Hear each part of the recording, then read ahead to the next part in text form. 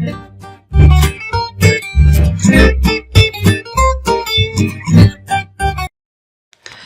बच्चों आज हम करेंगे कि कैसे हम कन्वर्ट कर सकते हैं रिलेशन को सेकंड एनएफ यानी सेकंड नॉर्मल फॉर्म में। देखो ये कई बार ना पेपर में आता है, तो मुझे भी नेट पे किसी चैनल पे मिला था, तो मुझे लगा आई थिंक मुझे जरूर शेयर करना चाहिए ये एग्जांपल्स जो है, तो इससे थोड़ा सा आइडिया हो जाएगा कि हाँ हम कैसे इन चीज़ों को कर सकते हैं, क्योंकि एग्जाम में जब आएगा तो 4 से 5 नंबर में आएगा और छूटना नहीं चाहिए। तो आज करते हैं कि अगर मेरे पास इस तरीके से रिलेशन गिवन हो, ठीक है गाइस, तो मुझे कुछ कंडीशंस दी होगी और उसके बेस पे मुझे ये क्या करना है, इस टेबल को सेकंड एनएफ यानी सेकंड नॉर्मल फॉर्म में कन्वर्ट करना। तो जल्दी से देखते हैं कैसे करेंगे। देखो यहाँ पे चीज क्या है कि एक रिलेशन गिवन है ए बी सी डी, ठीक है जी, जिसके अंदर 4 एट्रीब्यूट है ए बी सी डी, जिसके अंदर मुझे ये बोला गया है कि ए बी मेरे प्राइम की एट्रीब्यूट है यानी कि कैंडिडेट की है, एंड मुझे साथ में ये बोला गया कि फंक्शनल डिपेंडेंट और सी डी जो है नॉन प्राइम की एट्रीब्यूट है, सॉरी, एंड साथ में क्या बोला गया, फंक्शनल डिपेंडेंसी है, ए बी से डी निकाल सकते हैं, बी से सी निकाल सकते हैं। ओके, तो मुझे इसको क्या करना है, इस रिलेशन को सेकंड एनएफ फॉर्म में करना है, यानी कि भाई क्या कहते हैं डेफिनेशन कि all non prime key attribute should be fully functionally dependent on the all prime key attribute. ये हम ऑलरेडी कर चुके हैं, तो अब देखते हैं पहले। बट इसके अंदर इन केस आपको इस तरीके से गिवन हो और आपको ये ना बताया जाए कि कौन सा प्राइम की एट्रीब्यूट है, कौन सा कैंडिडेट की एट्रीब्यूट है और नहीं है, तो पहले कैसे करेंगे उसको देख लेते हैं, क्योंकि क्वेश्चन पता नहीं कैसे आ जाए। तो भाई हम क्या करने वाले, इससे हम अपनी पहले कैंडिडेट की निकालेंगे ताकि ये पता चल जाए हाँ ये मेरे प्राइम एट्रीब्यूट्स है। ठीक है, देखो कैसे होगा, जैसे हमने निकाला लास्ट टाइम की, देखो राइट हैंड साइड में डी और सी है, तो बचा कौन सा, ए बी। ठीक है, अब हम ए बी है तो इसका हम क्लोजर निकालेंगे कि इसका क्लोजर क्या आता है, लेट्स सी, इसका क्लोजर आना चाहिए, अगर ये कैंडिडेट की है तो सारे के सारे आने चाहिए, पिछली बार हमने देखा था। तो क्या करेंगे, ए बी से क्या मिलेगा, ए और बी, बी से क्या मिला, सी, ठीक है, और ए बी से क्या मिला, डी, तो मेरे पास सारे के सारे एट्रीब्यूट्स आ रहे हैं, यानी कि ये कैंडिडेट की है, जो कि सही बात है। अब बात आती है कि मुझे इसको कन्वर्ट करना है किसके अंदर गाइस, सेकंड एनएफ फॉर्म में, जिसकी डेफिनेशन मैंने अभी बताई थी कि जितने भी नॉन प्राइम की एट्रीब्यूट होते हैं वो सारे के सारे कंप्लीटली किस पे डिपेंड होने चाहिए, प्राइम की एट्रीब्यूट पे। तो अब फंक्शनल डिपेंडेंसी से हम देखते हैं कि हमारे देखो प्राइम की एट्रीब्यूट क्या है, ए बी, और नॉन प्राइम की एट्रीब्यूट क्या है, सी डी, यानी कि ये C जो है कंप्लीटली AB पे डिपेंडेंट होना चाहिए, जो D है वो कंप्लीटली AB पे डिपेंडेंट होना चाहिए। ठीक है, बट यहां पे देखोगे कि D जो है वो कंप्लीटली फंक्शनली डिपेंडेंट है AB पे, बट जो C है वो कंप्लीटली डिपेंडेंट नहीं है AB पे, वो उसका काम तो सिर्फ B से ही चल रहा है भाई, एक ही प्राइम की से चल रहा है। तो यहाँ पे क्या हुआ भाई, ये तो मेरा सेकंड एनएफ फॉर्म में नहीं है, तो क्या करेंगे, यहाँ पे हम डीकंपोजिशन करेंगे। अब डीकंपोजिशन में हम क्या करेंगे कि मेरी डेफिनेशन सक्सेसफुल होनी चाहिए कि सारे के सारे नॉन प्राइम की एट्रीब्यूट मेरे सारे के सारे किस पे होने चाहिए, प्राइम की एट्रीब्यूट पे डिपेंड होने चाहिए। तो टेबल को इस तरीके से डीकंपोज करना है। तो यहाँ पे मैं क्या लूंगा, देखो टेबल के अंदर कि भाई जैसे एक नॉन प्राइम की एट्रीब्यूट कौन सा है, डी, ठीक है जी, वो कंप्लीटली डिपेंडेंट है मेरी ऑल प्राइम की एट्रीब्यूट में। तो एक टेबल के अंदर मैं क्या रखूंगा भाई, एक रिलेशन बनाऊंगा मैं एबीडी का, कि डिकम्पोज करके एक एबीडी लिखूंगा कि ये 3 कॉलम उसके अंदर आएंगे, इस जिसमें क्या हुआ कि डी जो है non prime key attribute which is fully functionally dependent on all prime key attribute. Successfully definition, आगे बढ़ूं। अब क्या करें, बारी आती है सी की, सी का क्या करे, तो सी क्या है मेरा, देखो ये एक ऐसा एट्रीब्यूट है जो कि नॉन प्राइम की एट्रीब्यूट है, जो कि किस पे डिपेंडेंट है, सिर्फ बी पे।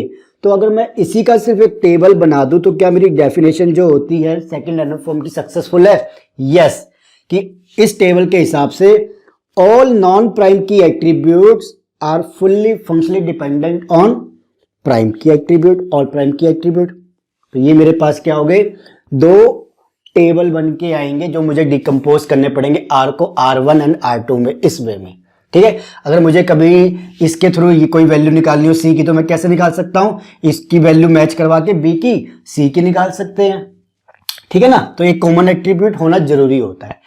अब बारी आती है कि इसके अलावा ये ऐसा क्वेश्चन आ जाए, देखो उसको भी वैसे ही करेंगे कि एक रिलेशन है ए बी सी डी ई, जिसके अंदर क्या है मेरे पास ये फंक्शनल डिपेंडेंसी गिवन है कि ए बी से सी निकाल सकता हूं, बी से डी ई और ए से मैं डी निकाल सकता हूं। ओके जी, साथ ही साथ क्या बोला गया कि ए बी जो है कैंडिडेट की है मेरी, ठीक है, और C D are the non prime key attribute है।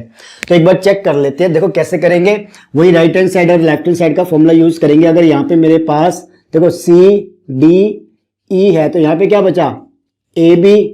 अब मैं पहले ए बी को चेक करूंगा, अगर ए बी नहीं निकलता फिर मैं कॉम्बिनेशन बनाता हूं, ठीक है।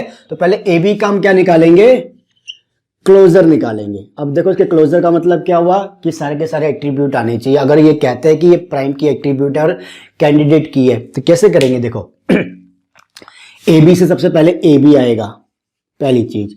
अब ए बी से मुझे सी मिला, ओके, ए से मुझे डी भी मिला और बी से मुझे डी ई मिला, डी तो भाई ई और आ गया, तो सारे के सारे आ गए मेरे पास। यस, तो मैं क्या कह सकता हूं, यस ये कैंडिडेट की है, जो मैं एक जस्ट चेक करने के लिए करा था कि इनकेस अगर ना बताया गया हो तो। अब अगर कैंडिडेट की है तो मुझे क्या करना है कि भाई अपनी डेफिनेशन सक्सेसफुल करनी है कि सारे के सारे non prime key attribute C D E should be totally functionally dependent on A B. अब देखो ए बी पे कौन कौन से प्राइम की एट्रीब्यूट डिपेंड है, और सॉरी ए बी पे कौन कौन से non prime key attribute depend करते हैं, सी करता है और नहीं करता। तो हम क्या करेंगे, अब डिकम्पोजिशन करेंगे। बट जो डी ई है ये दो नॉन प्राइम की एट्रीब्यूट है वो सिर्फ बी पे करते हैं और डी सिर्फ ए पे करता है। तो क्या करें, देखो उसको करना कैसे, अब डेफिनेशन सक्सेसफुल करनी है और कुछ नहीं करना कि अब प्राइम की और नॉन प्राइम की एट्रीब्यूट को रखेंगे। सबसे पहले मैंने रखा सी को, ठीक है, सी किस पे डिपेंड करता, फुल्ली ए बी पे करता है ना। तो मैं क्या कहूंगा कि मेरे एक टेबल बनाया जिसके अंदर क्या होगा कि भाई जो ये ए बी ऐसे लिख लो, जैसे मर्जी कर लो आप, कि C is a non prime key attribute which is fully functionally dependent on the prime key attribute. Okay, पहली चीज हो गई, सी आ गया, सी यूज हो गया। अब किसके लिए काम करेंगे, डी के लिए, ठीक है। डी के लिए कैसे करेंगे, नॉन प्राइम की एट्रीब्यूट है, ये किस पे डिपेंड करता है, ए पे पार्शली डिपेंड करता है ना, क्योंकि टोटल तो मेरे पास ए बी की है बट डी का काम तो ए से ही चल रहा है। तो हमने कहा उसको उठा के अलग से टेबल में रख लो ताकि जो डेफिनेशन है सेकंड एनफ फॉर्म की वो सही हो जाए, जिसका मतलब क्या हुआ कि नॉन प्राइम की एट्रीब्यूट है ये, जो टोटली और फंक्शनली किस पे डिपेंड करता है, फुल्ली ए पे, प्राइम की एट्रीब्यूट पे। ठीक है जी, एक टेबल ये बना दिया, हो गया जी। अब बारी आई ई की, ई को रखो साथ में, ठीक है। अब ई के बारी आती है तो क्या मैं डी रखूं साथ में या नहीं रखूं, बट देखो डी क्यों नहीं रख सकते या रख सकते, पहली चीज अगर मैंने ई रखा, ठीक है, मैं इसको क्या कहता हूं यहां पे समझना ध्यान से, मैं बी से डी ई निकाल रहा हूं, यानी कि बी से मैं डी भी निकाल सकता हूं और बी से मैं ई भी निकाल सकता हूं, यही कहते हैं डेफिनेशन। अगर मैं ई रखता हूं सिर्फ और मैंने छोड़ दिया कि भाई मुझे डी नहीं लेना, तो मैं यहां पे लिखूंगा बी, ओके। बट यहां पे सिर्फ मैं डी तो मेरे पास 2 बार आ रहा है ना, तो 2 बार कहीं से हो सकता है इनकेस मुझे बी से डी का कॉम्बिनेशन निकालना पड़ जाए तो इसकी वजह से मैं डी को साथ में रखूंगा ही, ओके गाइस। तो ये आपको रखना ही पड़ेगा, जिसमें क्या होगा कि ये दो जो नॉन की प्राइम एट्रीब्यूट है अब फुल्ली फंक्शनली डिपेंडेंट है बी पे, तो मेरे पास इसके लिए भी आ गया, ठीक है ना, क्योंकि कंप्लीटली होना चाहिए, चाहे वो एक कॉलम 2 बार आए 3 बार आए 2-3 टेबल में कोई फर्क नहीं पड़ता, बट क्या चीज है कि ये डेफिनेशन फुल करनी चाहिए कि नॉन की एट्रीब्यूट जो है सारे के सारे ये डिपेंड करते हैं fully functionally dependent on prime की, ओके। ये मेरे पास हो गया, तो बी भी मेरे पास एक क्या थी, अलग से सारी डेफिनेशन आ गई ना मेरे पास प्राइम की। जब हम देखो बात को ध्यान से समझना कि जब भी हम डिकम्पोज करते हैं तो जो भी हम ये एट्रीब्यूट लेते हैं ना सिर्फ, उसका मतलब ये नहीं है कि वो कैंडिडेट की होंगे ही होंगे, नहीं, उसका मतलब है कि वो प्राइम की एट्रीब्यूट होने चाहिए, डेफिनेशन ये कहती है। बट हम उसको निकालते कैसे, कैंडिडेट की हेल्प से, तो वो हमें ध्यान देना है। कभी आप सोचो कि ये तो कैंडिडेट की है नहीं अकेला, ये तो दोनों को मिला के कैंडिडेट की बना था, तो इसको कैसे ले लेंगे, तो वो चीज नहीं है, वो तो हमें जस्ट इसलिए दी जाती है कि हाँ ये एट्रीब्यूट कैंडिडेट कीज के पार्ट है तो ये प्राइम की है। और डेफिनेशन यही कहती है कि सारे नॉन प्राइम की एट्रीब्यूट क्या होने चाहिए, फुल्ली फंक्शनली डिपेंडेंट होने चाहिए प्राइम के एट्रीब्यूट्स में जितने भी होंगे, ठीक। ये हो गया आपके पास।